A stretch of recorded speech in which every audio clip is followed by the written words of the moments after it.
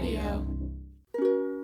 This podcast is called Obsessed. Joseph Scrimshaw and his guest get some secrets off their chest. You should listen. It's the best.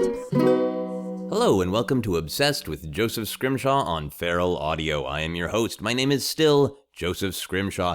You are listening to our 100th episode. We are thrilled to have reached this podcasting milestone.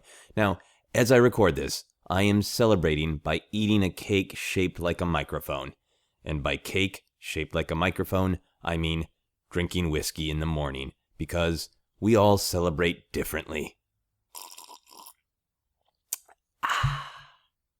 Now, I did want to do something special to mark this episode, and I'm thrilled. Geez, whiskey. I am thrilled that my friend Dustin Marshall, the mastermind of the Feral Audio Podcast Network, agreed to be my guest and tell the tale of his deep obsession with making podcasts.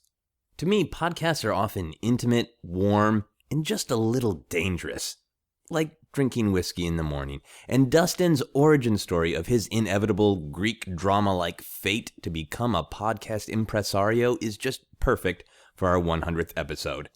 As always, you'll also hear our co-producer, Sarah Meyer, interviewing random human beings around Los Angeles and seeing how they feel about making podcasts. Is it possible to find a random stranger in Los Angeles who doesn't have a podcast? If they don't have one, will they have one soon? Or two? Or five? By the year 2026, will it be illegal to not have a podcast? This whiskey I'm drinking says yes, probably.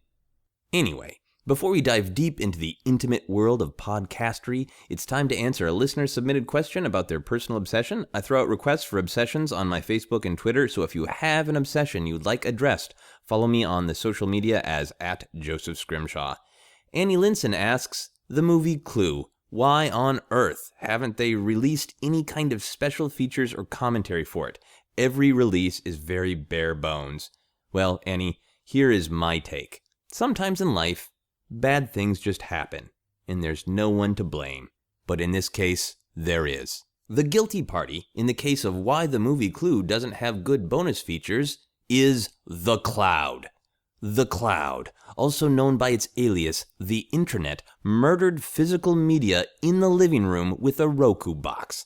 Now, there's that great Simpsons joke in meme with a picture of Abe Simpson in the newspaper and it says old man yells at a cloud. That's pretty much exactly what I'm doing now. I'm literally yelling about the cloud. I am shaking my fist at my magic internet box as we speak. Now, I watched Clue just a few months ago on Netflix and I wanted special features just like you, Annie, so I had to read the Wikipedia page. I had to pick up a separate device from a few feet away from me and read it with my mind and eyes like a savage.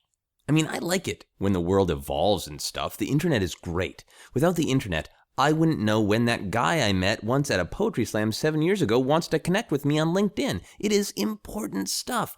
But I think the sad, slow death of physical media is a bummer when it comes to things like special features. It was awesome to get all that insight, but the money probably isn't there to justify shooting, editing, and releasing new Clue-related content. I think the only way to turn this trend around is to vote with our dollars. Buy every disc with bonus features you possibly can. Does Michael Bay have commentary to every Transformers movie? Then buy it. Buy all the physical media you can think of. Basically, the only way to get a special edition of Clue is to become a hoarder. In fact, I am so in love with physical media, I'm going to celebrate the 100th episode of Obsessed by releasing every past episode on cassette tape. Obsessed, the first 100 episodes on cassette, will come in a beautiful collector's box with a complimentary glass of morning whiskey. It will weigh 700 pounds and cost $2, plus shipping and handling, which will cost $8,000. Sadly, there will be no special features. It's just too expensive. Anyway, thanks for the great question, Annie. I also love Clue. Now on to the best part of any podcast, the plugging. Obsessed is made possible by your kind support on Patreon. If you'd like to help the podcast keep growing and coming out every week, you can throw us $1 or $2 a month by visiting patreon.com/Joseph Scrimshaw. Shows! I do shows! This weekend, March 18th through the 20th, I'll be a guest at Wizard World Convention in Las Vegas doing a stand-up show and a bunch of panels. Then back in LA on April 1st, Hal Lublin and I are doing a brand new comedy game show about pop culture called Headcanon. Our show is at the Nerdist Showroom at Meltdown Comics and features special guests, future country music singing sensation Carter Parton Rogers, from Aqua Teen Hunger Force, Dana Snyder, from the comedy podcast Super Ego, Jeremy Carter, and from Star Trek Tabletop and, the internet, Mr. Will Wheaton. You can find the details on all these shows at josephscrimshaw.com/live-shows. But now, sit back, relax, close your eyes, unless you're driving, and enjoy Dustin Marshall's amazing secret origin as he is transformed from mild-mannered young Midwestern man to a super-obsessive maker of podcasts.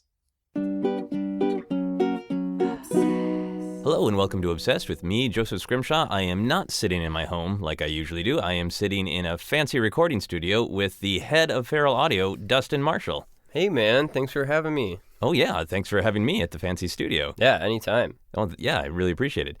So can you start out by telling people a little bit about who you are and what you do? I'm Dustin. I'm the founder of Feral Audio, which is a podcasting collective and based out of Los Angeles, California, and I curate all the shows there. We do a show Harmontown called Chelsea Peretti. We should have a podcast, and then there's a handful of shows that we call them co-opted shows that are just shows I'm a fan of that humbly join us, and we're just trying to umbrella all the coolest talent and all the similar-minded sort of alternative, although people hate that word, just sort of the weirdos and the super talented people. Do you hate the word alternative? No, I love it. It just makes sense. They're not alternative. They're like major comedians, but Yeah. I would consider Dan and Duncan Trussell, who's on here, sort of on the fringe of, stand up and all that stuff. Right. They're not trying to be at all packaged. No. Or traditionally presentational, right? Yeah. So that it's just whatever they want is the way it goes. Yeah, totally. Yeah. And that's how I met you, actually, I think, in this very studio recording with James Urbaniak for the Getting On with James Urbaniak podcast. Yeah, that's another show that I was a huge fan of that I met with James and came on board. I was looking at texts. I was trying to find something, and this is 2013 already, which is crazy to think about. I met him at Cafe 101, and I was a huge fan. I think he's about 8 episodes in, and I think he's up to 25. And you and Brie Larson. That's Brie Larson, right? I'm not butchering that. No. I get weird on mic where I miss huge details that I should know. We're just are my favorite episodes. Your stuff too. I think you wrote kind of an episode about podcasting. It was really funny. Yeah. I like being meta, which is why I asked you specifically to come on the podcast, Obsessed here, and talk about making podcasts. Yeah. How did you start Feral in particular? So I was, a bedroom producer, audio engineer. I'm from Madison, Wisconsin, and started, was in bands when I was 15, and I wanted to start recording them. So when I was 17, I got a little 4-track recorder, and I think for my next birthday, I got an 8-track. It was a 1992 Fostex. It was the first digital one ever. It had 12 minutes of space on it. This is very limiting, and just trial and error, just blew 2 tracks up, just, had no formal training, just loved audio. And I was always really into music, but as much as I was into music, I was a huge comedy fan, Mr. Show fan, Mystery Science Theater since I was 9 years old, Saturday Night Live. And, I'm from Madison, so there was The Onion, and just had it at my disposal my entire life. Just my family too is a really dark sense of humor. So is your family open with it? Are they cognizant that they have a dark sense of humor, or does it just come out sideways? My mom's an incredibly dark person, and she would just come home with The Onion and she would hand it to me, and she'd be like, read this, it'll make sense someday. I really liked the horoscopes. The other stuff was way over my head, but she, my hamster died, and she took me to MST3K the movie, and it was just how we coped with all the weird bad stuff. So she took you to MST3K the movie because your hamster died. Yeah, my hamster died, awesome. And she's like, "Come on, let's go see this movie. It'll make you laugh." So we went to a little indie theater, and I just became obsessed with comedy. But it wasn't until I was about 19 or 20, YouTube started happening. It was 2004, and MySpace and stuff, and all these like comedians over the years were just joining MySpace and were like an email away, and I just started adding everybody, and then I would type in names every day, and they would Dino Stamatopoulos, who is the whole reason I'm in LA, who I now work for at Starburns Industries.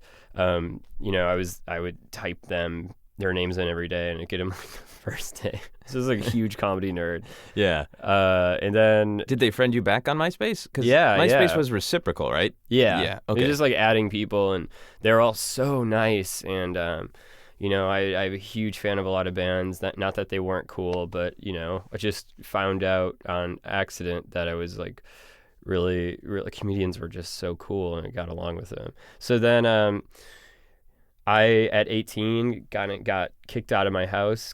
I went to like a charter school. I was a really troubled kid. And then in my early 20s, a friend of mine died. This all adds up. No, I understand. This is a great comic book origin story. Yeah. He had a drunk driving accident, and it was totally kind of like, it was the most like altruistic, sweetest person I knew, and sort of like changed my life around.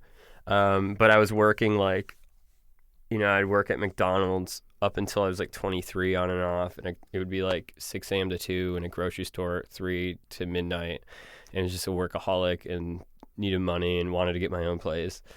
So I was working this grocery store job at night, and then at one point on Dino's MySpace, he said, I'm on Adam Carolla's podcast.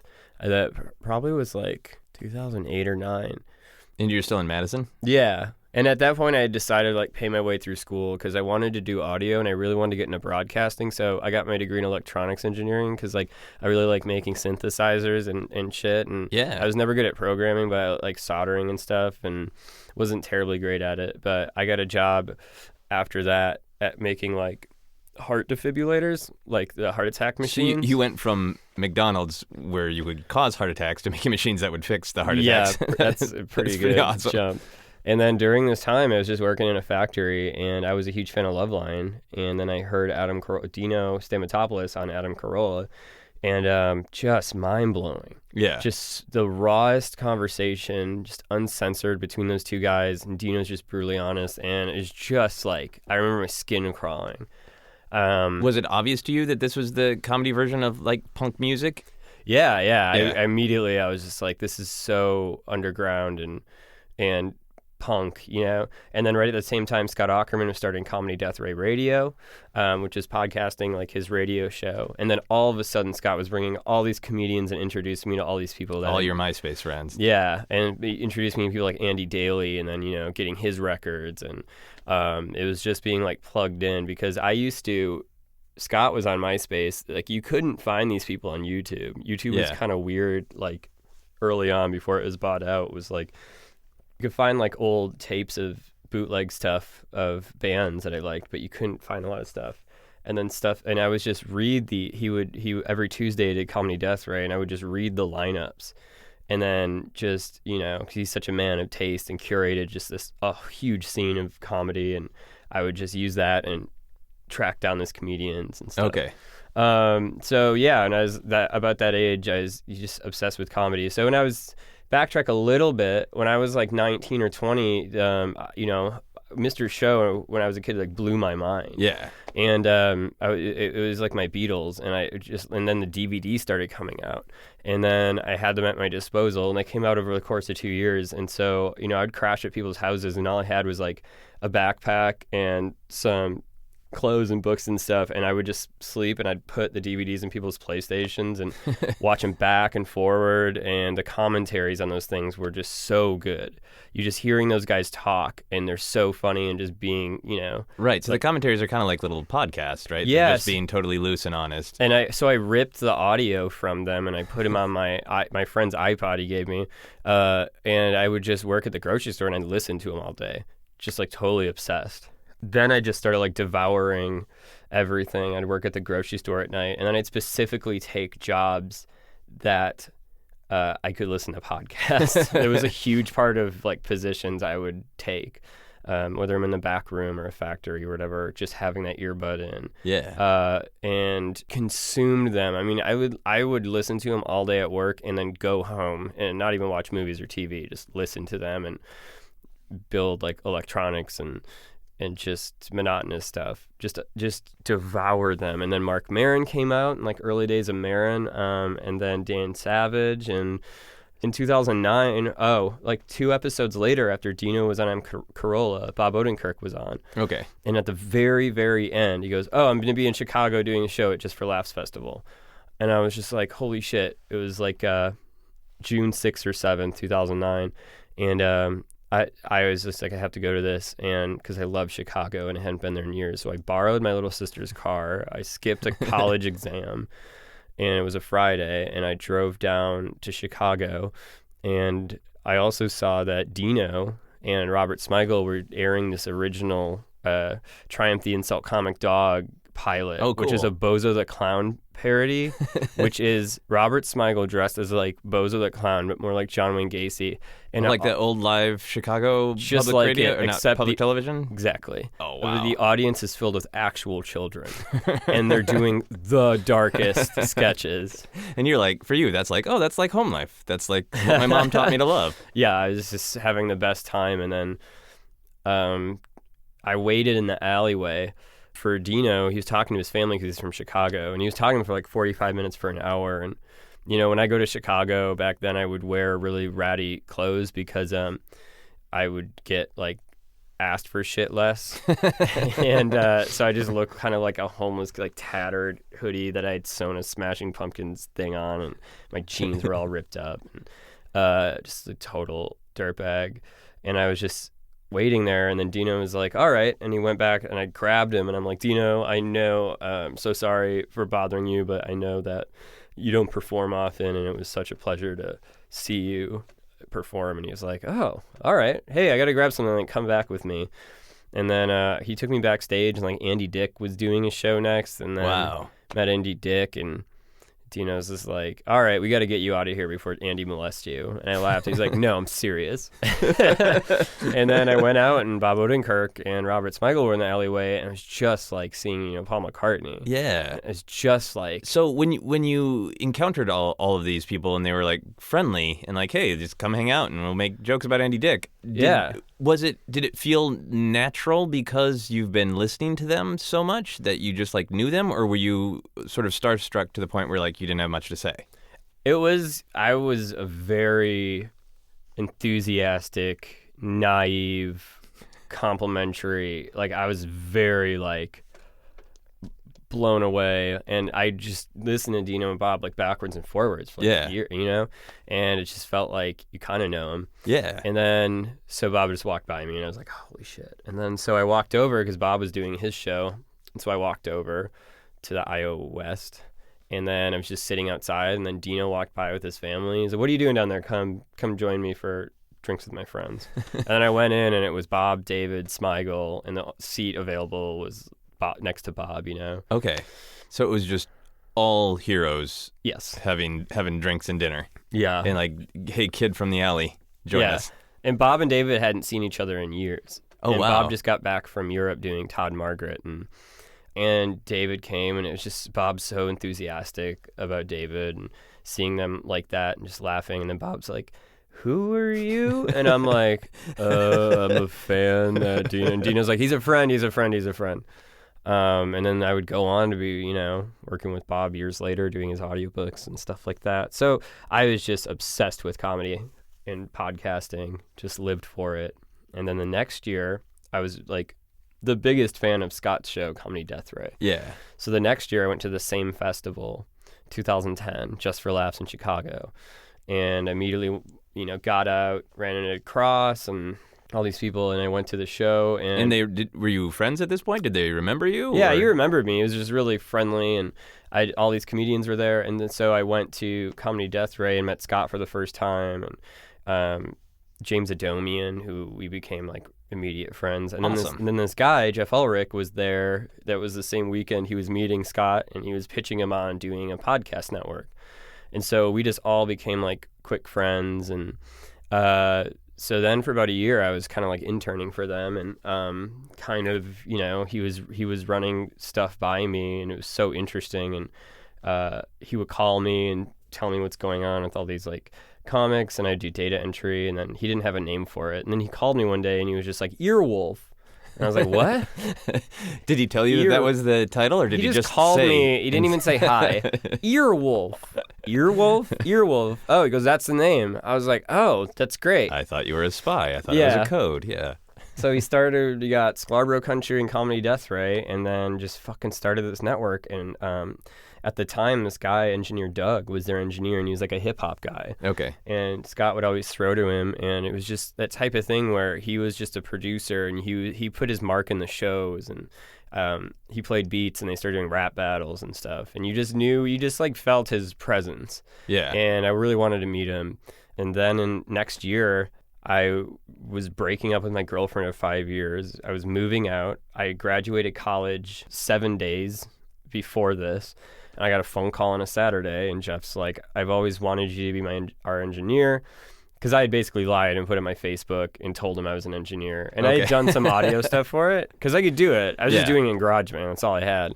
Because like I had the drive to do it, and I had a passion for audio. It's like what I wanted to do, because at this point I was volunteering at Wart Radio 89.9 FM, which is a community radio station in Madison, which I had listened to my whole life on, and I was volunteering under Rock and John McDonald, who's like one of America's last DJs, my favorite DJ. He's been in the air for like 39 years. He's this eccentric guy with no car, and he just takes the bus, and he has just like vintage vinyl. Does he have a traditional kind of booming DJ voice? He talks like this, and it sounds like the biggest nerd in the world, and he's so like kind of like if Kermit was a traditional rock DJ. Yeah, it's a fucking encyclopedia. Yeah. And I was just got really into broadcasting, and I always wanted to be a DJ. I wanted my own show. I wanted to like play music, and I was doing this, and I fucking was at odds with my girlfriend, and I got this phone call, and he's like, I want you to come work for me, but I need to know in the next 24 hours. Wow. Or I'm going to look for somebody on Monday. Called both my parents, and they were just like, you have to do this. You're miserable. Yeah. I'm a depressive, and I've also struggled with mental illness, and they're just like, you're going to fucking kill yourself if you stay here. You need to do this. You'll never know. And so then I had to sit down with my girlfriend, and I'm like, I'm going to LA in a few days. She's like, what? It's like ripping that Band-Aid off. I put all of my stuff into storage where it still is. Yeah. And I moved out here with 2 carry-on bags, and I'd never been on a plane before. Wow. And I was 26, and I came out here and then hurt my back that week putting my shit away. I moved out here just really sore, and the next morning I woke up and I moved Earwolf from their old studio and built their new studio on Sunset Boulevard on the 5th floor. So all of a sudden I went from bedroom producer to engineer at a studio like within a week. I moved out here in 10 days after he called me. Wow. And so because you had been doing the a little bit of engineering, calling yourself an engineer, engineering seemed like what you wanted to do, or being a producer or having that kind of effect. That was already kind of in your heart, how you wanted to interact with the comedy world and podcasts? I didn't know. I really just that was an opportunity, because this guy had started this network that I was obsessed with, and he kept adding these shows, and I just loved all of them, like Who Charted, and Professor Blastoff, and just loved them so much. And so I just came out, and like the next day I was working with like Galifianakis and Patton Oswalt, all these people like right off the bat, and it was just like culture shock. I remember when I came to LA, like that first morning, I was looking at the plants. It was like I was from Mars. And I remember like my comprehension of LA is like so different, because I didn't have a car and I took the bus everywhere. It takes like an hour, and I thought it was so huge, from like Hollywood to Los Feliz. I thought it was just like so huge. And I was looking at these plants. I was like, look at those. And the guy's like, yeah, they're succulents. You're in Southern California. Just totally like... Because you had never been to Los Angeles before, right? No. Yeah. I had been to Minneapolis, Chicago, Toronto, not very many places. Yeah, and those cities are similar in comparison to Los Angeles. Yeah. It's a big difference. I just, never thought I would live here. And then was doing all these shows that I was a fan of, and it was very surreal. And then I just figured out that like comedians are so cool, and like I like their stuff and I know about it. So I was like approaching them, and just I don't want to be a stand-up. I don't want to perform, and I just am enthusiastic about it. So we just got along. And then my second week here, I went to Tig Notaro's record release at Largo, and I ran into Natasha Leggero because her and Duncan Trussell had easily my favorite podcast called The Lavender Hour. Okay. They were dating at the time, and Duncan and her were just like, what's a podcast? And like he would press record in his machine. It was like edited sloppily, and it was so cool because he's just like, he got me into stuff like Alan Watts and Ram Dass and meditating, which I attribute to a huge part of my spirituality and my success in college and my stuff like that. And my second Sunday here, Natasha's, I walked up to her and I was like, do you still need help on the podcast? She's like, yes. Oh my God, come over. So the next Sunday there, I walked up and I met Duncan Trussell on his doorstep, which was a huge influence to me.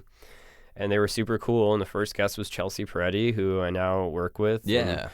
And then just started, kind of secretly doing their stuff on the side, because it turns out my first day here that Jeff was very controlling and there was something fundamentally off. And this is the producer at Earwolf at the time? Yeah. I would describe it as an autism or something. Okay. Just something fundamentally off. Just kind of a dishonest business guy. I found out he's like from Wall Street and stuff. Just not the person I thought he was. I thought he was my best friend for a while.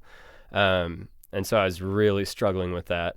And so I started doing stuff on the side and started going to UCB and shows, and I'm just like, do you need help with, anything? They're like, yeah, because it turns out like comedians are, what's the thing that connects them to the audience? The microphone. Yeah. And people needed stuff recorded, and I when I first moved here, they asked if I knew Pro Tools, and my first day here, and I was like, yeah, no idea. And I just stayed up all night. And then I got this web series with Rachel, crazy girlfriend. Oh, yeah. I'm spacing her last name. I just know her. Well. I always see her Instagram handle. It's Rachel does stuff. Right, yeah. Rachel Bloom. Yeah. Rachel Bloom. And I met the Apple sisters, and they became a separate family. And Duncan and Natasha became like my LA mom and dad. And I met Greg Turkington and Simone Turkington, who's Neil Hamburger and his wife, who both have podcasts. Who became like my godparents, and just got mentored by all these people. Did you ever, in this initial phase, when you were meeting all of these people who were heroes, and even going back to 2009, did you ever feel like a nervous or at a loss of what to say, or did you always feel just comfortable just being yourself because that's how you knew them via podcasts? I have a thing where I think that I am afraid of people less than most people are. Okay.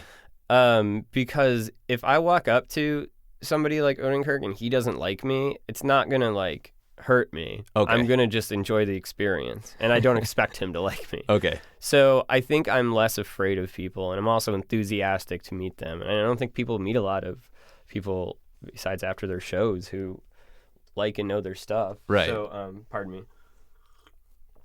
And then, so I was there for 10 months at Earwolf. It was very hard. It was overworked, and it was just podcast boot camp.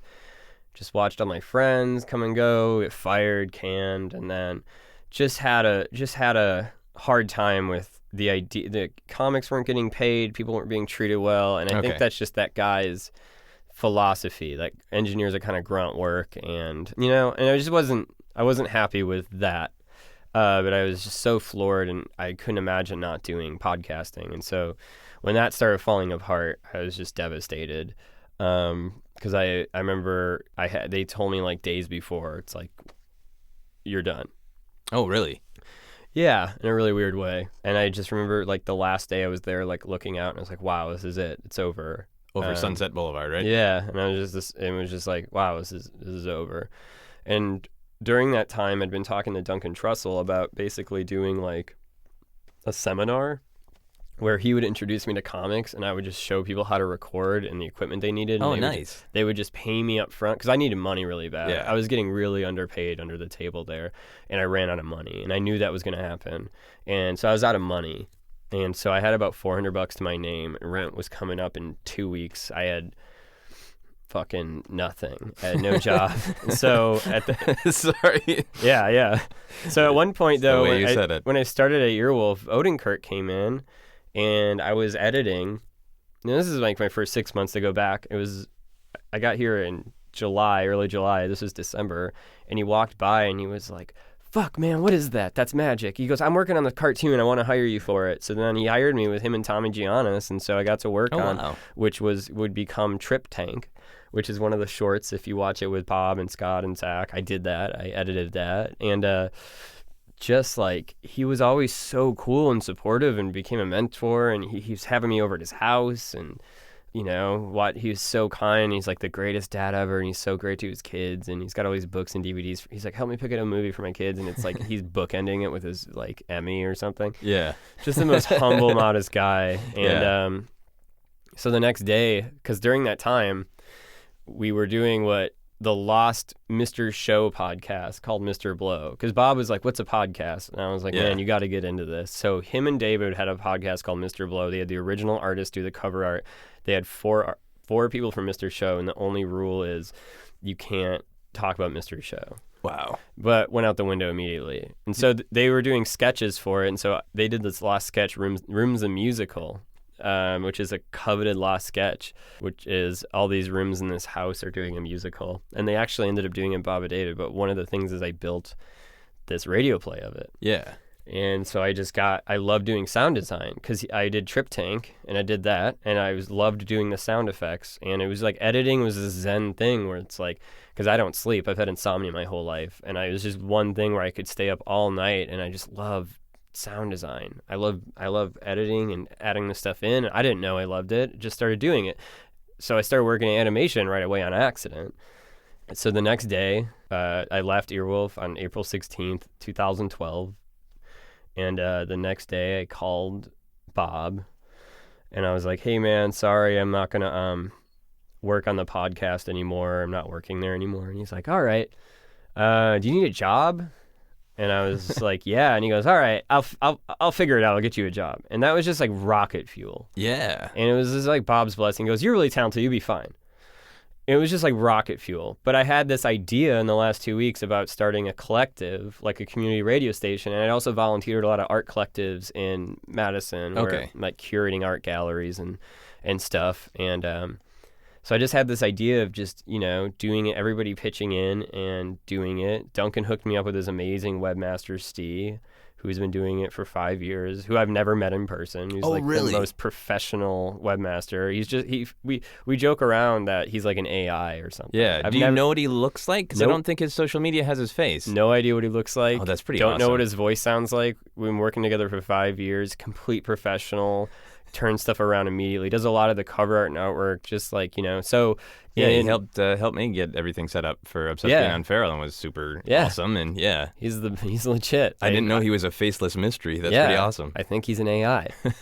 And so I opened up this composition notebook, and I just started writing down what it would be and people I could reach out to, and everybody said yes. And it was a radical split where the emphasis was going to be on the artist, and the idea is like they get 80% of everything, donations, Amazon money, ad sales, whatever, and then Feral would take 20%. And the idea is that we'd have many shows kicking back 20%. Right.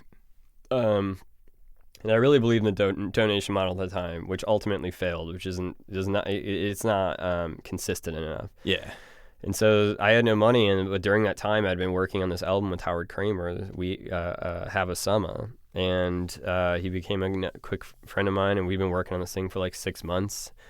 And we made this album, and then we released it, and he made enough money from it where he was just like, here, I'll pay your rent. It made enough money. You just keep this. You did so much work on it. So it was the first time I paid my rent with something creative. Oh, wow. Really. You know, that I had done completely independently. That was just your baby, yeah. Not working for somebody else. And I said I would keep it short, but I've actually never told the story with this much detail. I really haven't.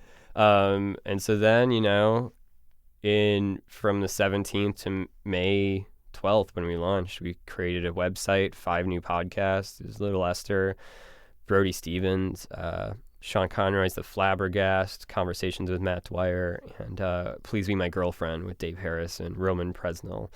Just people that I'd met, that I'd pitched. Yeah. Some of them during Sean Conroy, I walked up to at a bar and I was like, let's do it. It was like a sketch sound design type thing. And I think they thought that I was just like going to go back home. Nobody saw this coming. And I didn't originally like do it as like a fuck you to them. Right. Although, you know, I just wanted to keep doing it because I loved it so much. And I was just like, I'll do this. I'll get a job. I was like applying at like Trader Joe's and all this stuff. And meantime, I was like a college grad. And I remember during that time having no money, having a stack of applications, writing my name on one. And I was like, I'm never going to do a job interview again. Fuck this. And I haven't. I just was like, I'm not going to do this. I would rather die out here and be broke, which was a huge gamble. And then sort of in the beginning of May, scared shitless, came up with a bunch of horrible names for the thing. Do you remember any of the shitty names? My folder to this day that I keep everything in is called Podlantis. It was going to be like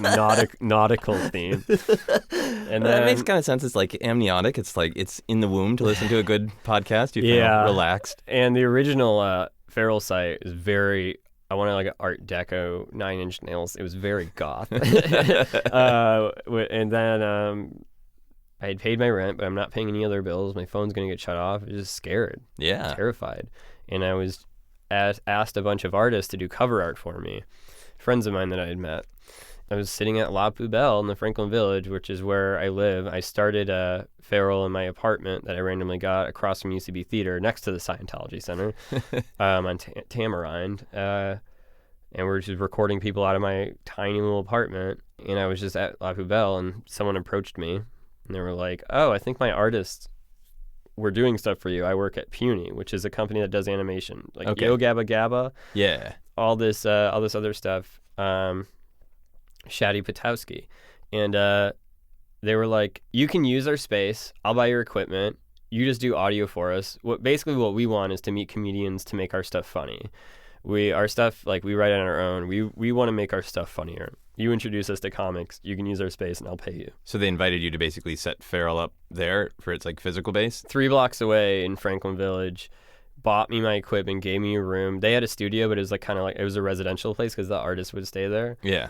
Paid me a salary. And at this time, Duncan was like, you're going to need a car, gave me his car for free. Natasha Leggero paid for it to get fixed up. So in a week, a short time period, I had a studio of my own, a car, this fucking podcast collective thing, and I got a girlfriend at the time. It was all happened really fast. Yeah. And then I worked there for about 6 months, and then during that time, worked with Erin McGathy, who's like my favorite show at UCB, This Feels Terrible, which is this vulnerable relationship show. And then she was dating Dan Harmon and was like, Dan is this live show. So I met with him and Jeff Davis, and they didn't know how to do it as a podcast. So I was like, here's how you do it. And then we were doing Harmontown separately from Feral. And then about 6 months later, he asked me to go on tour with him. We shot this documentary that's on Netflix called Harmontown. Yeah, it's great. And for a month, I just got picked up and new city every night and met all these podcast fans and people who had just known me from Who Charted and Harmontown and Howard Kramer's thing, and just met all these people and was just floored. It was the happiest month of my life. And then came back, and Puny's basically like, look, we paid you for 6 months to do this. You just left for a month. You know, we can't. Plus, we haven't met anybody. So they weren't getting what they thought they were going to get out of it? I've systematically let people down. Like, people think, you know, I did this on my own. A lot of people have, you know, done a lot for me. So Dan came in, Starburn Studios. This room was completely empty. It was completely empty. Didn't even have drywall. It's metal. And he came down. He goes, I want to build a studio, and I want to build it big enough to do podcasting in, to get a table in. And this is the biggest VO booth in LA. Wow. And then it's specifically designed to do podcasts in. And so he's like, just come in. You get to use it. Everybody's like, who the fuck is this kid? And then immediately, one day I woke up and Bob Odenkirk called me, and he was just like, I want to do this audiobook. It's me and David. We wrote 2 Mr. Show scripts, and that never got made. I want to do like a radio play. It's called Hollywood Said No. So I about a month here, I brought Odenkirk and David and all the Mr. Shows, like their first reunion. It's kind of where the Bob and David stuff out in that happened room in this room? there. Yeah, they were talking. They kind of created it. It was... Bob was doing the 5th season of Breaking Bad. David had gone to Arrested Development. It was just a weird point in time. Yeah. So all these people are like, who the fuck? Just got really lucky. Eventually, they gave me a job here to keep me going. Dan gave me salary out of his own pocket, and he was like, while this was being built, he goes, you can use my house in Los Feliz. So then he gave me a key to his house, his mansion in Los Feliz, and just let me all the time just bring podcasters in and bought me all my equipment, and just he really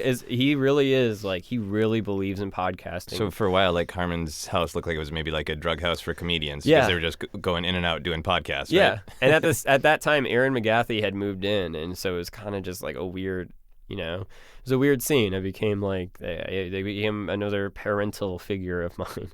So Harmon just became this huge benefactor, just really gets podcasting. And the stuff he said, the day we got back from tour, he's like, I want to do the studio, I want to do video stuff, just predicted like the next 2 or 3 years. Like everything he's predicted has come true. And if it wasn't for, and we were doing Nerdist, if it wasn't for Dan coming on, I feel like the other networks would have came at me. Okay.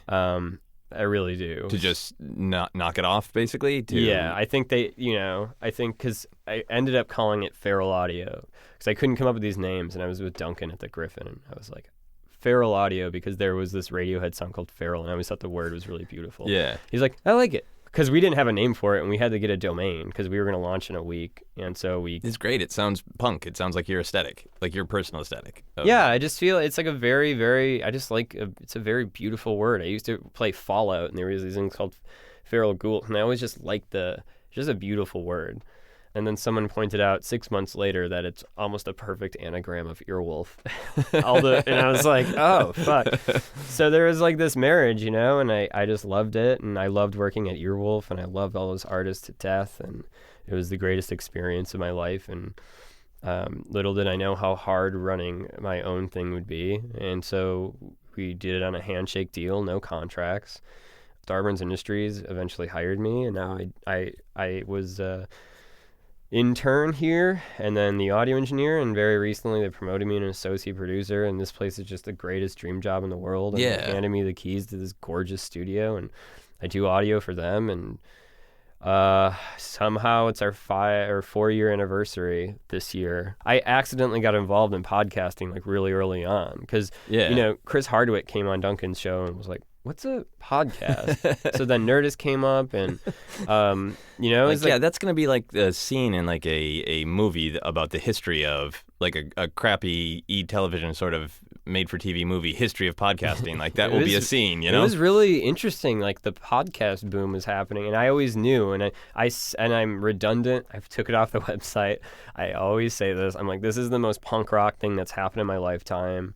It's just completely underground and vulnerable and raw. Like we own everything. I just became obsessed with it. And to this day, I wake up. It's the first thing I do is open my laptop. It's the last thing I do before I go to bed. And now we have 30 odd shows, and it's a lot of work. It's been like 80 to like 100 plus hours a week since I started. But I wouldn't have it any other way. Cool. So just love the medium and love all of these.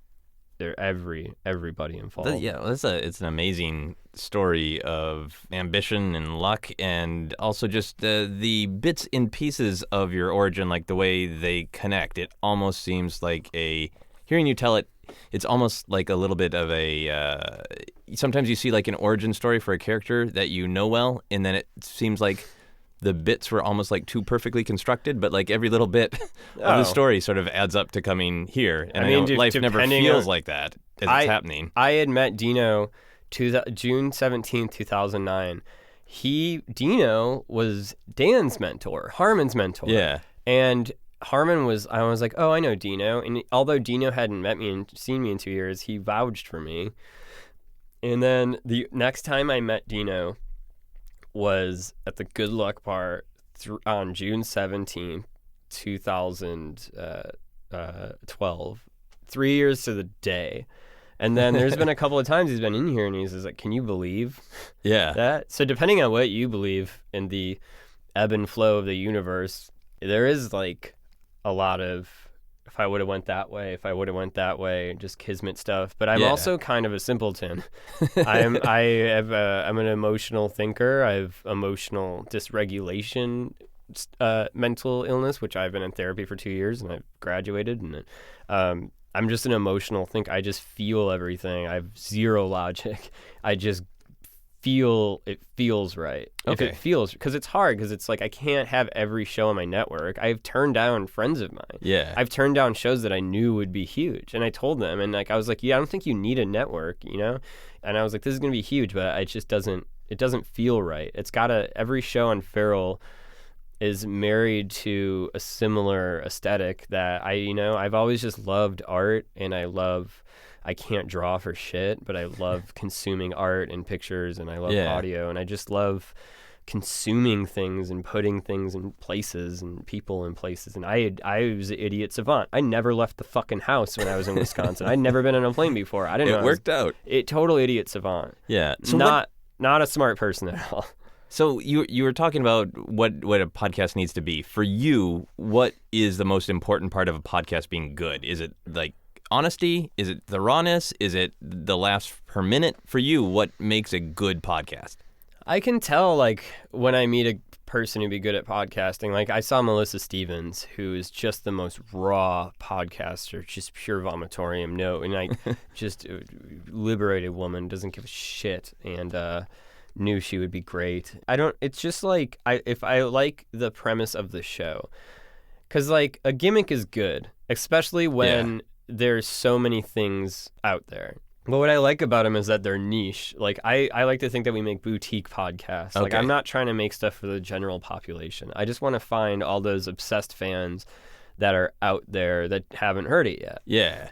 Whether that has a ceiling on it, whether that blows up and then adds people. Like, I just want to find all those people, and then I just want to help.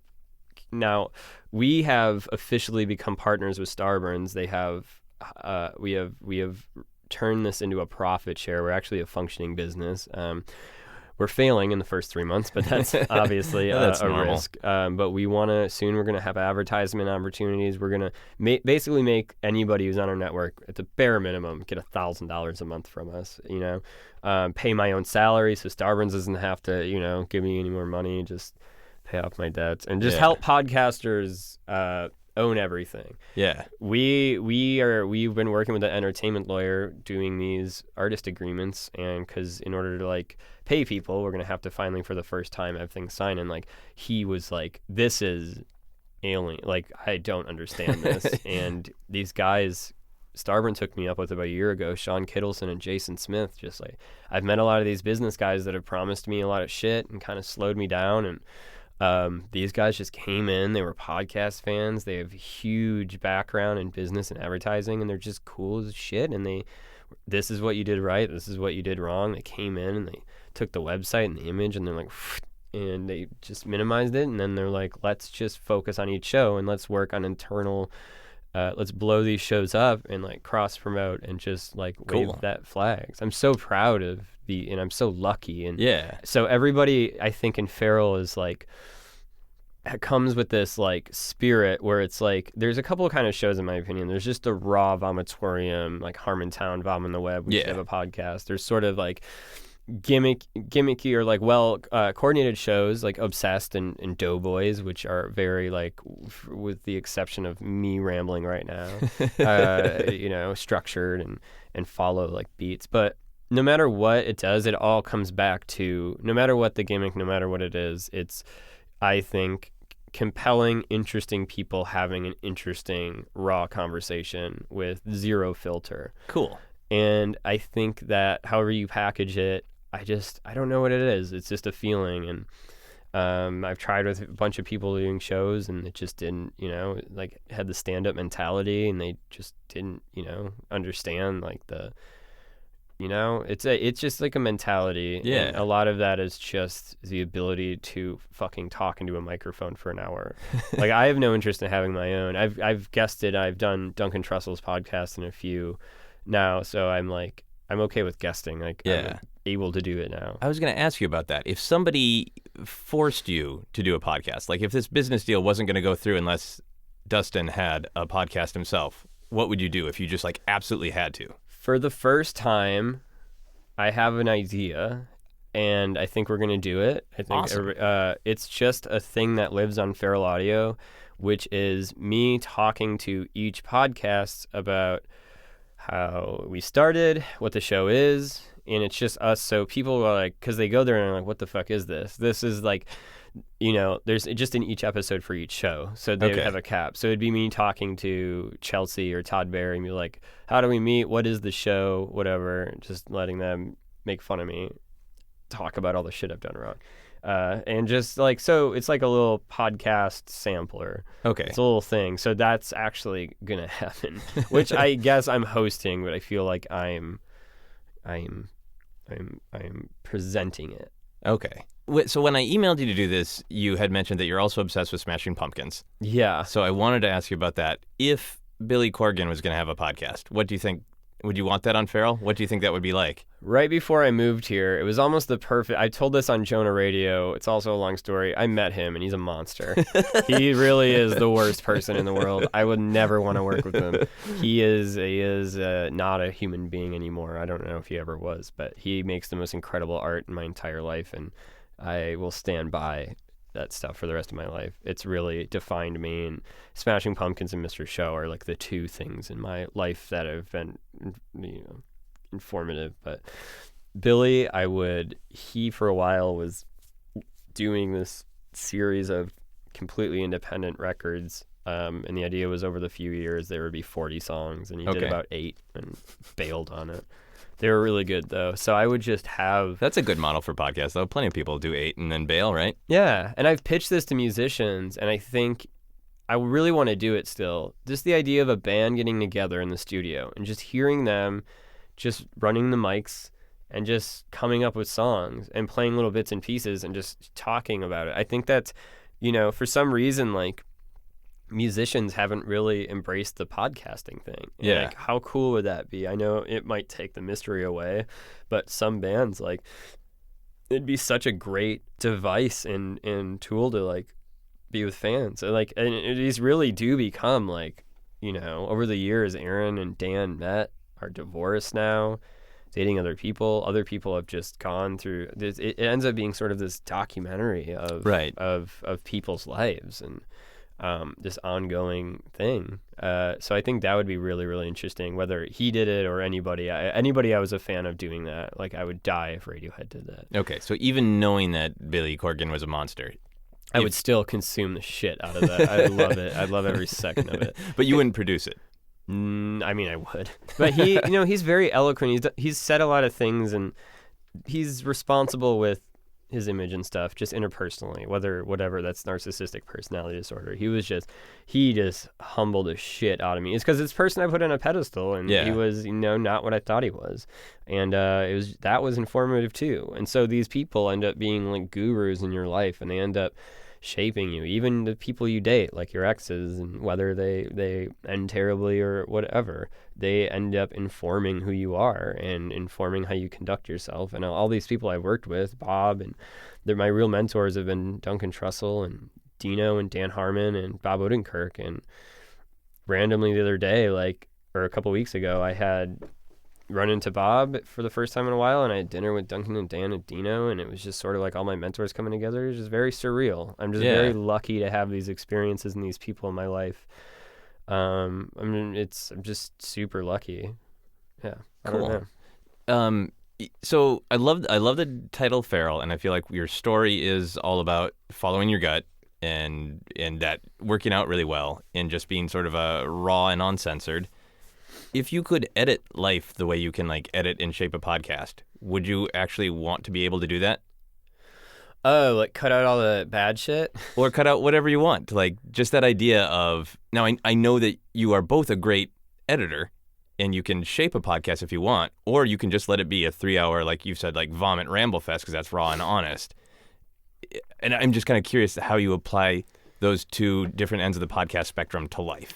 You're talking about metaphysically, the actual reality of life. Yeah. I, at this point, especially the past 2 years with, kind of being in a cloud. I always knew I was bipolar, but and I had been untreated, but being in a cloud and discovering in my relationship that both of us had this thing called borderline personality disorder, which is an emotional dysregulation disorder. Interpersonal relationships are hard. I feel like I keep people at a distance, and it's, because of getting too close to people, I get very, basically it's when people have emotions, that don't have it, there's like a ceiling. Like when you get mad, or somebody who doesn't have it gets mad, like eventually it'll wear off, or you like physically your brain will settle down. BPDs, like it could last for days. So I experience emotions were more severe than physical pain. Okay. And so the last 2 years, like love of my life fell apart very dramatically, terribly. And I started this program and started this group therapy, and like group therapy changed my life. And in the past month, after like, even though it's like, I love work, it's when the door closes behind me that I really have a hard time. Okay. And in the past month, I have been happier than I've been in almost my entire adult life, because I never stopped moving. I got kicked out of the house. I started working these jobs. I started going to college. I moved here. I worked there. I never stopped moving. And I just turned 31 the week I graduated this program. I don't think, like, not even in a cliche way, there's a couple of things that, yeah, it's like I would easily could have lived without, but it has informed me. Right. And I wouldn't change a thing. No, I just think that like those things don't haunt you. Yeah. I think they just shape you, and you're supposed to overcome them. So I would just let the fucking tape roll. I would there's a couple of shows where we just do it. You know, we should have a podcast. I just met Courtney Peroso and Corey Podell, and they had no idea what it was, and I brought them here, and I shut the door. And they had an idea, and I was like, I think you guys should just talk. And I forced them to do a podcast. They sat in this room, and when you listen to the first episode, it's amazing because they're like figuring it out. And I really love those first episodes. There's a show right now called Hour of Goon with Jordy White, who's the bass player from Marilyn Manson, who has written some of my all-time favorite songs. And it's like him and this other musician just figuring it out. And fingers crossed that Jeff Davis was just on there, and then maybe they're interested in joining. So it's like a hero of mine, you know. It's just like, it's surreal. I would just let that fucking tape roll. I love hearing people figure out what it is, you know. Yeah. Well, I think that would be a great name of a podcast for you. Let the tape roll. Yeah, let the tape roll. Even though there's no Dustin such Marshall. thing as tape anymore. Let the Pro Tools session hopefully not crash. Nice. I love podcasts. If you were going to have a podcast, what would it be about? Well, I love animals, so it'd probably be about animals. What would the theme song of the podcast be? Probably, you know, the cat commercials like meow, meow, meow, meow, meow, meow. It's probably that. Probably sports. What kind of sports? Basketball, maybe. Yeah. What about you? If you had a podcast, what would it be about? It'll be about like celebrity lifestyles, you know, like yeah. Would you interview celebrities? Yeah, I would. I walk up to them with a camera and just interview them, you know. Like, If you had a podcast, what would it be about? Cars. Oh, tell me more about that. I love them. I don't know, probably like surfing or something. How to find paradise in a big, busy city. What would episode 1 be? Just kind of like getting to know yourself within your city that you live in. Try and tune out all the noise. That's lesson 1. I think it could turn into something that might help some people in this world. I think it could too. I think you should do it. Relationships. I love to see people in relationships. I'm a romantic. I love to give advice. I don't like to see people broken up over stupid shit. Are you giving yourself relationship advice? You know what? I'm going out with 3 girls right now, a lawyer, an engineer, and a stripper. Do they know about each other? The lawyer knows about the engineer. The engineer doesn't know about nobody. The stripper knows about, the two. Yeah, my advice to me is like, there is no advice. You're confessing a lot to me right now. I don't care. If you had a podcast, what would it be about? If I had a podcast, it wouldn't be cereal. Cereal is the worst thing that's ever happened to me. It's also already been made. Hi, dog. What's his name? Bo. Hi, Bo. Bo. Hey, Bo. He's running away. Oh, he's coming back. You're intrigued. What you doing? Do you have a podcast? I'll take that as a yes. Well, we're going to move on to our How Obsessed Are You questions. I ask these of all my guests. There are no right or wrong answers. I just like getting a little comparison across all the podcasts about how into things people are. Yeah. Do you think about making podcasts every day? Yeah. nonstop. Yeah. I have ideas all the time. We started a zine. I constantly have ideas. You started a zine? We did. It was called No Information. It was a digital zine. We had 3. It was the idea of a stream of consciousness writing where I just get people I like to just write. And my friend Julia Hegland from Madison is the greatest illustrator I've ever seen. She would just it was like a stream of consciousness zine. And I really want to bring it back. I really liked it. It's probably the thing I'm most proud of like curating. I think we might bring it back. Cool. The company that did it went under. I swear to God, all day, every day. And it always, when I go to parties, I was just at my friend's wedding. It was two podcasters got married. And it was just like all I talk about. And I know it's annoying, but it's really like it's all I really talk about. Are you thinking or talking about like the big picture idea of like, oh, what if this person had a podcast? What would that be like? Are you thinking about the nitty gritty of like, oh man, I can really fix that spike in this audio by doing this Pro Tools thing? I think it's really big picture stuff. The editing stuff, like each thing is its own thing. It's like its own song. It requires different things. It requires different edits. It requires different fixes, needs. Everything is its own thing. And so I treat everything like I don't cut any corners. Okay. I stole a bunch of mastering software years ago, and I still run this broken computer. The bottom, if it fucking breaks, I have to actually buy the programs. They're like $2,000 mastering programs. And it's just like I don't cut corners. I run everything through the same stuff. I just want a uniform sound. Like audio quality is really important to me. If something sounds bad, I just pull my hair out and apologize. But I just think of stuff we can do, and we started this video service for Harmontown, and I want to like, how do we do that completely independently with no third party? And we did, and we want to apply that to other stuff. My dream is right now. I really wanted to do a stand-up special with all the stand-ups of Feral Audio, and we did one. Yeah. It's sort of buried on the site. We want to figure out how to better package it, but we did it, and we shot it. Luckily people did it for free, and I paid them later for very cheaply, and I really want to make a sketch show. Yeah. I came on got involved with Feral right after you did that. So yeah, I would really love you to do another one. Yeah. I've always wanted to do. There's just I'm 31 and I have lived like almost all of my dreams. Right now, I just would like to figure out how to make Feral last. Because the one thing I failed at was making people money. And I also, Starburns is helping me out getting help, but I am a control freak, so I like being involved in everything, but I'm like spread thin. I feel like people feel like I'm too busy or don't have the time, and that's not true. I just go and I get burnt out sometimes, and I try to. It's spinning plates, and sometimes I have to wake up every day and be like, who am I going to let down? And it sucks. It doesn't feel good. I want to start a theater where it's a podcast theater, and it's a black box theater where we do shows, and our video stuff is set up. And we're booking shows during the week, and it's $10 at the door. We split that with the artists. Pay them, they get paid, and then we do these digital shows where they can set the price. So anybody in the world can pay $1, or they can get a membership, or pay $5, or and then so not only are you doing a show, it is like anybody can watch it, and and we take a little cut for the server costs, which we're figuring out the bandwidth is ridiculously expensive. And there's just sort of like the dream. I just want to make something that serves artists. That's a lot of this is based off Touch and Go Records out of Chicago, which was the first place to do a 50-50 split.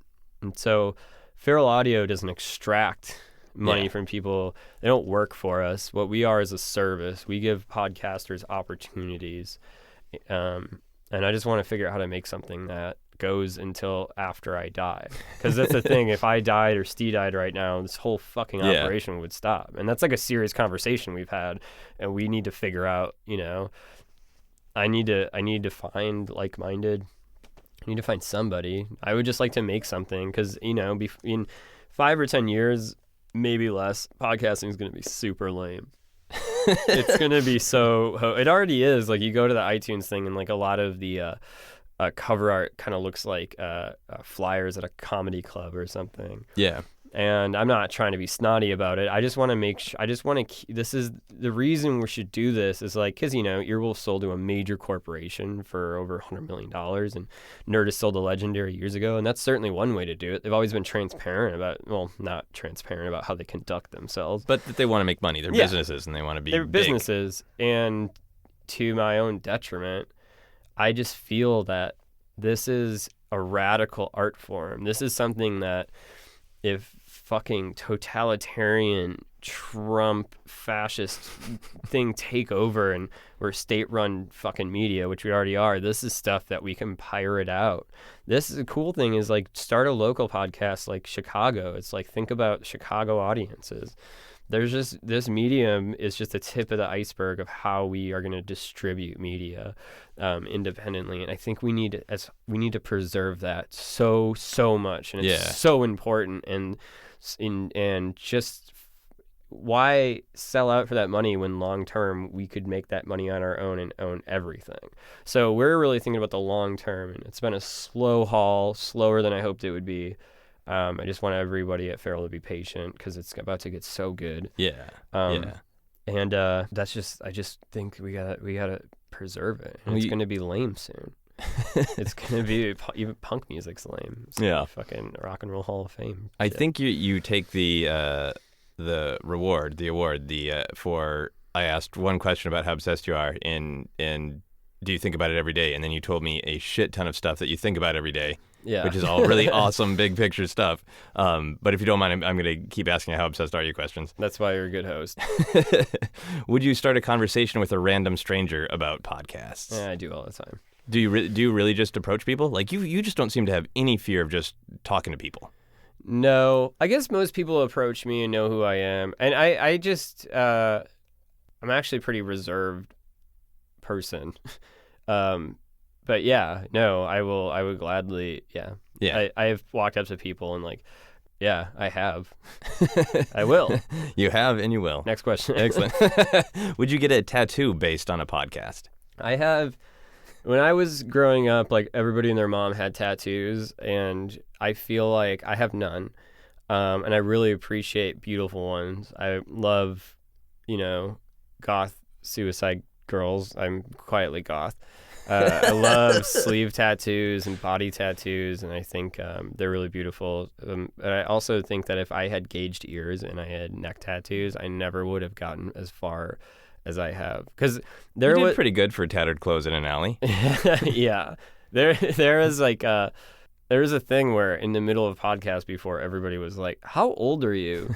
So I'm 31. I'm very boyish, and the boyish do not age well. I have a few years left. But I look, and people thought I was way younger. They're like, who the fuck is this 19-year-old kid? And I guess that was it was, little did I know, like people were like, thought that was a plus. But so you feel like it would tarnish the way people perceive you to have a tattoo about a podcast, or it's a line in the sand you've drawn for yourself? I think aesthetically, like, now that I'm 31 and established, and I work for a lot of people and I have a lot of debts, but I'm at a point where I have to kiss 0 asses. Yeah. I think it'd be really funny to get covered in tattoos right now. I think about it, but I guess I'd have to get the Feral logo, which would be lame. But that would be, I'm not against it. Yeah. I don't want people's faces or names on there because, I know Ween, the band Ween. Somebody was showing them a Ween tattoo once, or they told me, and they're like, "What if we suck? Like, what if we start sucking?" But yeah, I guess I have to get the Feral logo at some point. Yeah, you'd have to organize your body. So like maybe the back could be like podcasts that maybe are gonna not last, so that you can have them sort of like, these are retired. Run over. I should just start getting covered in tattoo. My next question is, would you read or write /fiction about podcast hosts hooking up? Hooking up?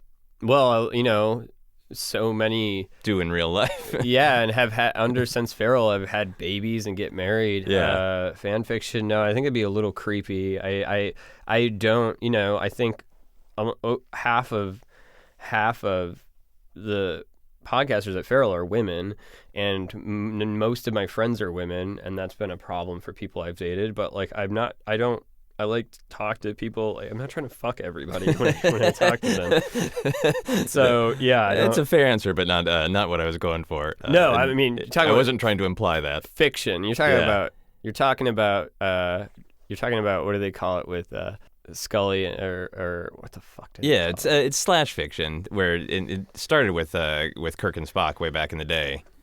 In like Star Trek zines and whatnot. No, I mean I went. That's all. That's the first place I went. Everybody fucking. Maybe I would. Yeah, that's where my brain went. Excellent. Would you break up with someone, speaking of relationships, who just didn't get podcasts? Like I'm fine with podcasts, but I don't get the big deal. I'd rather watch TV. I actually really like dating people who have no idea what I do. Like because mysteries?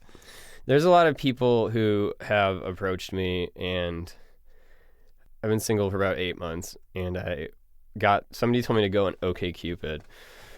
And I went on OkCupid, and I had a really tongue-in-cheek fucking bio, but I said, I make podcasts, sorry.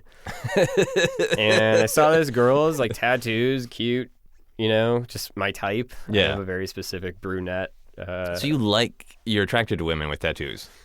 Yeah. Okay. You don't have to, but I am. Okay. But yeah, I have a type. It's like brunette, pale girls. Every girlfriend I've ever dated randomly likes Portishead and is anemic.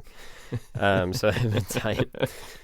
But the first thing she said to me was like, tell me about your podcast. And then we hit it off. I got her number. It was like flirting really good. I went and I met with her, talked about it some more. And then we went on a second date, and I was really into her. Yeah. I kissed her a couple of times, and I was like, hey, this works. And then as soon as the date was over, she pitched me a podcast. And I was like, oh, no. That's what this was. Was it a good idea, or could you not even hear it? The first day, I was like, you have a lot of Instagram followers. Like, are you famous or something? And she's like, no. And by the end of the night, she's like, all right, I'm a Vine celebrity. We're like so really? ashamed. Yeah. So she wanted to fucking, which never translates. Like YouTube stars and Vine stars really don't translate to podcasting. Kind of phenomenon. Yeah. But yeah, I kind of like the girls I'm dating to not really know what I do, because there's a lot of girls who approach me that just want I work with somebody they like, and I really like when they have no idea what the fuck I do. Right. And then they learn eventually if you're actually dating them, right? Yeah. But they can hang out, and they're not going to be like loud. They're not going to like lose their shit and be nerdy. Yeah.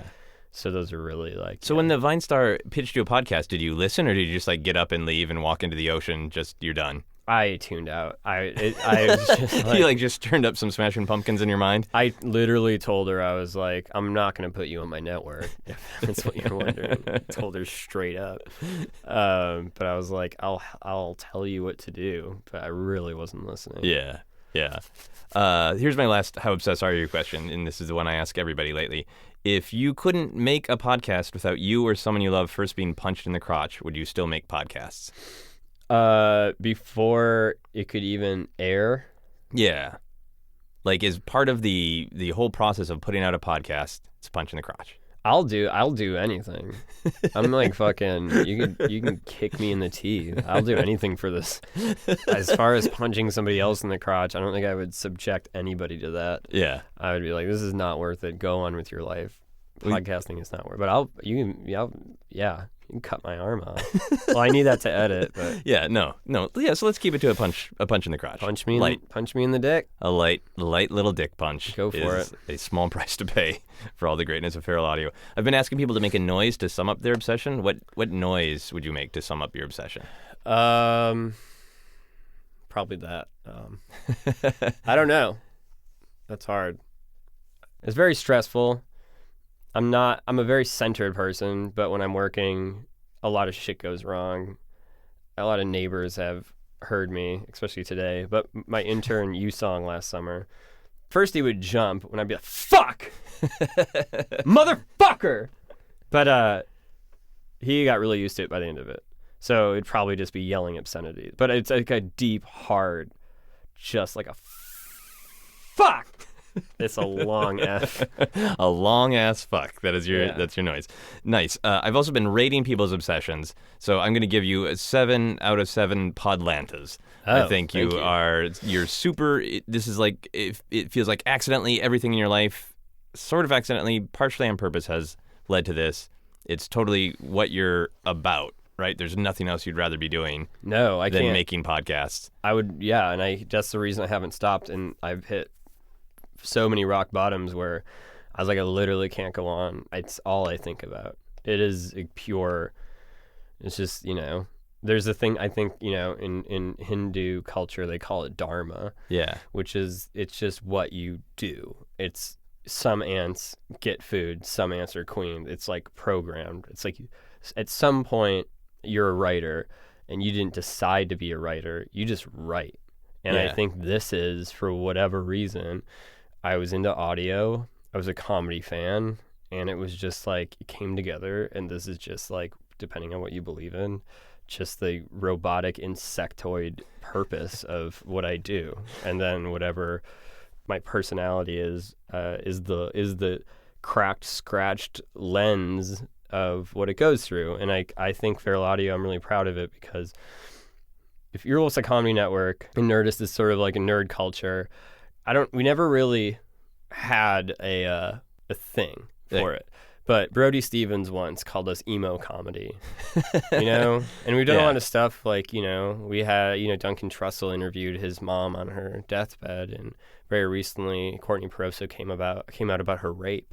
And I just feel like people, even being open about my mental illness, I feel people approach me. So I think just being transparent and honest, and I think it helps people. And I think podcasting really, just from what people tell me, because this is super self-serving. Yeah. Like, I'm not as selfless. Like, I love it. I need to laugh all day, every day.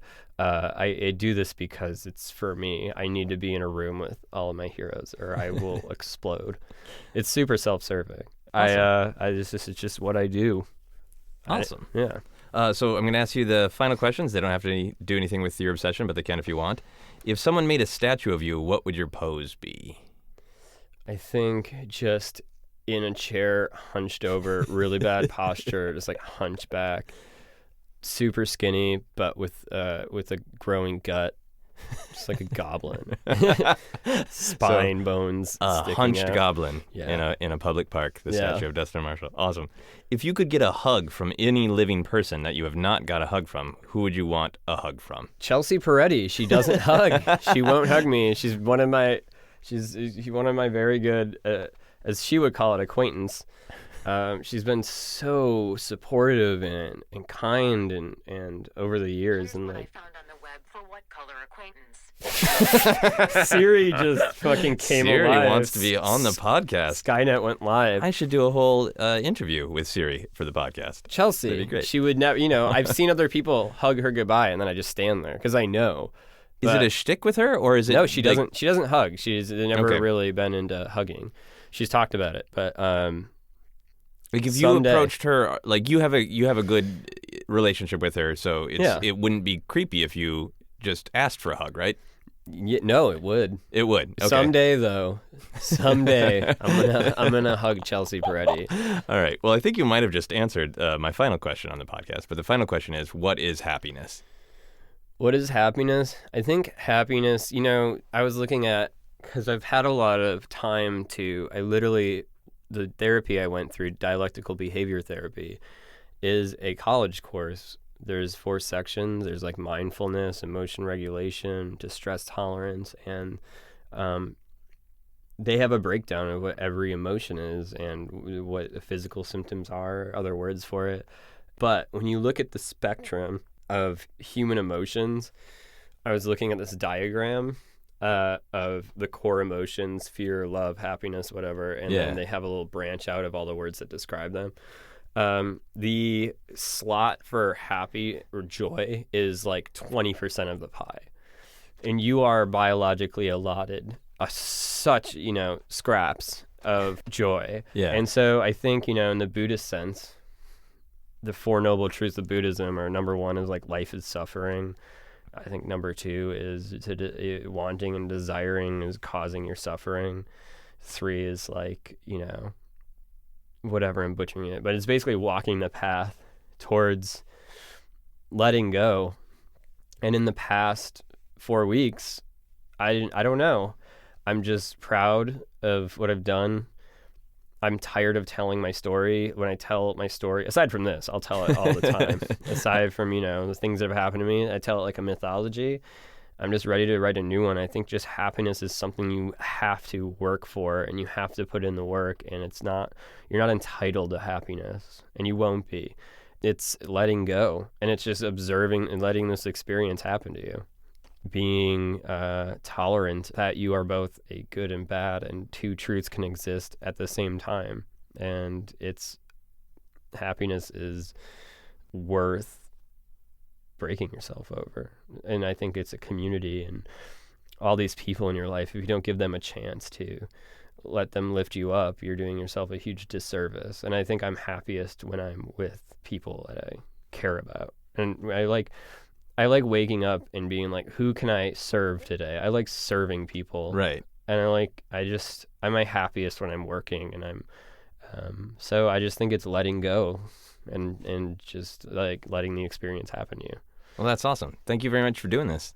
Yeah, this was great, man. And I love your podcast, and I loved your writing on Urbaniac, and then I didn't even know you had Obsessed, and I sort of discovered it stalking you, and I was just like, oh, this is great, such a great premise, and it's just you're so good at conducting it, and these questions are always great.